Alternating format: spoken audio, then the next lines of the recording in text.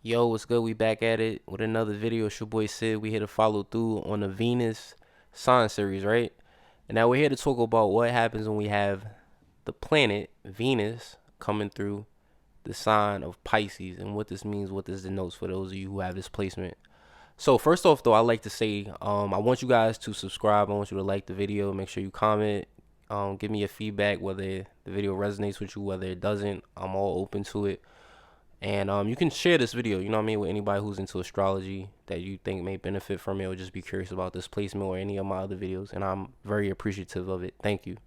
Now, let's talk about Venus coming through Pisces. So, when we have the planet of Venus coming through the sign or constellation of Pisces, it's actually exalted here, meaning that it's said to work pretty much very well here. You know what I mean? It's idealistic for Venus to be coming through this sign. Now, the exaltation placements for planets when they're coming through a sign means that it's not in the home sign, which Venus is ruled by Taurus and Libra, but it's in another sign that is said to work very well in, right? So, let's elaborate a little further on what this means and what Venus actually entails in a chart and in astrology. So, Venus will actually entail and show you in a chart or in astrology similar to what the two signs that it rules over, which is Taurus and Libra, and what they represent. Taurus is the sign of stability, money, and finance, right? So your Venus placement coming through Pisces will actually show how you may make money, right? Possible ways. Since Venus also rules over Libra, the Venus placement will actually show your relationships, what you attract, your love language, which is what the Libra constellation represents. It represents your relationships. So just keep that in mind, you know what I mean? So if we further elaborate, like we just stated, Venus will actually show, we just said how you relate to others, your love language, right? But you want to compare this with your seventh house, basically. Reason being is the seventh house is a Libra house, right? And the sign that's on the cusp of the seventh house, as well as any planets there, will flavor and tell more about how you may experience love, your love language, what you attract, how you relate to others in your one-on-one partnerships or relationships, whether it be business or just regular relationships, right? Now, Venus is also going to show what you value and your value that you can bring to the table, right? And it's also going to show how you can make money, right? But you want to compare this with your second house. We stated that Venus is actually rules over Taurus, basically, right?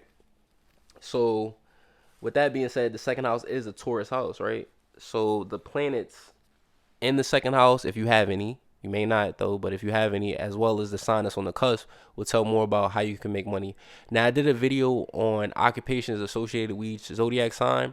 In that video, you can watch it, right? And I'll link it right here. And I show you possible occupations you may be drawn to or ways you can make money, things of that nature, right? Now, Venus is also going to show you, for my fellas out there, the ideal wife archetype, right? And this would be for men, right? And then last but not least, if you have a nighttime chart, and I did a video which I'll link right here on day versus nighttime charts to find out whether you have a day or nighttime chart. Your Venus placement for those with night charts, the house that is deposited into will show where you have possible blessings or strengths, basically, right? So you can go watch that video and it will tell more, right? So we're gonna jump back up and let's talk about what it means when you have your Venus placement coming through the sign of Pisces, what this means, right? So Pisces, the last sign, right? It's ruled by Neptune and Jupiter, basically. So when you have this placement, you're more prone, right? You're more prone to be a very giving individual in your relationships.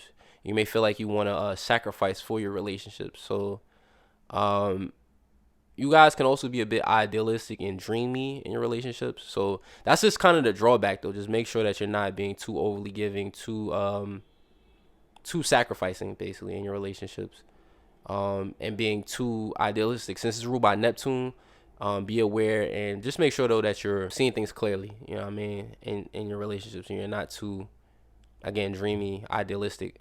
But on the positive side, like I said, it's exalted here, and you guys can be very giving basically. You may find that you want to sacrifice for your relationships, like I stated, so others can be this way towards you, as it's like a mirror basically, right? Others can be very giving towards you as well too. Um, so yeah, just keep that in mind. Now again, we said compare that with your seventh house. Compare that with your seventh house basically, and that would tell more about your love language, how you relate to others basically, and what you'll attract. Now in terms of what you value, since I say you guys value giving, right? You can just bring that to the table. How your giving nature, you're loving, you're compassionate, your warmth basically. How healing you are, as Pisces is a sign that deals with healing, right? It's a very spiritual sign. So keep that in mind. In terms of ways that you may make money, um, we said Pisces rules over spirituality. So some people will be into the healing arts. Some people will be into religious or spiritual occupations, basically. All right. These can be, like I said, the healers. These can be the nurses. These can be holistic healers, doctors, things of that nature.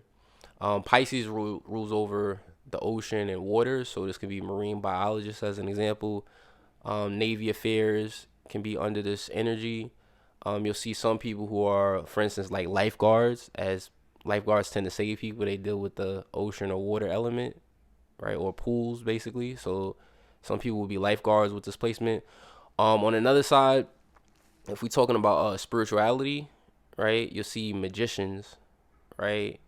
It deals with illusion, like we said. So literally, like magicians who do like hat tricks, but also magicians who are in the spiritual realm, basically working with spiritual forces, basically, right? You'll see under the Piscean energy. Since it deals with illusions, it rules over Hollywood entertainment. Pisces rules over, so you'll see some people in these areas.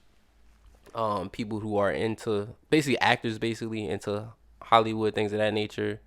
As there's a lot of illusions in Hollywood, I always say that's under the Neptunian Piscean energy. And then if we want to jump down, we can also talk about like music. We can talk about photography. Uh, so you'll have again the musicians, the photographers. You'll have people that are into poetry, any type of arts basically is under the Piscean energy. So just keep that in mind. Again, you can watch the video that I said I will link on occupations associated with each zodiac sign, to also see what's going on in your second house and other houses that I mentioned in that video. And that will tell a little bit more, you know what I mean? Those are just some of the occupations. There are more. So, you know, like I said, you can look under the video basically. Now, for my fellas out there, in terms of the ideal wife archetype, you need someone who is definitely feminine, very giving. You probably could be more prone to either a spiritual woman or just someone who's like religiously inclined, basically.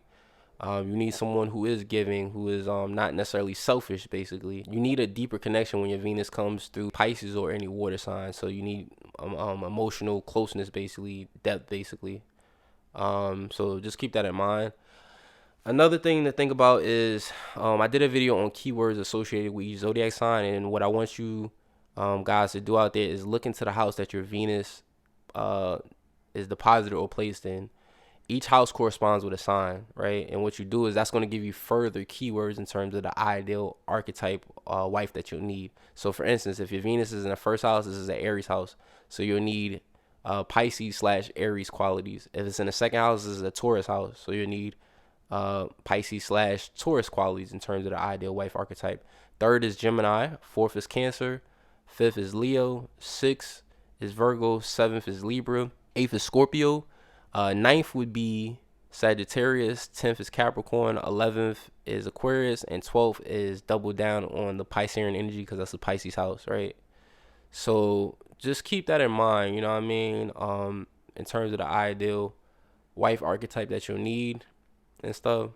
And always, since you guys can be so dreamy, just in general, for my people out there with displacement, just make sure that you're viewing things from a realistic perspective. You're not overly giving, because Pisces has a tendency to do that and also want to merge with others, and heal others basically. So we just have to be mindful of that. Now, for those of you who have a nighttime chart, I said I'll link the video on day versus nighttime charts, and you can look in that video. You know what I mean? I explain it pretty clearly, but again, if you have comments, comment below in that video. And it can show where you have possible blessings at. Again, that's only for my nighttime charts. So I want to give thanks for watching this video. I know it's kind of short. But I thank you for your time. This is the end of the Venus sign series, and we got another series coming soon. Thank you. Appreciate y'all. Peace.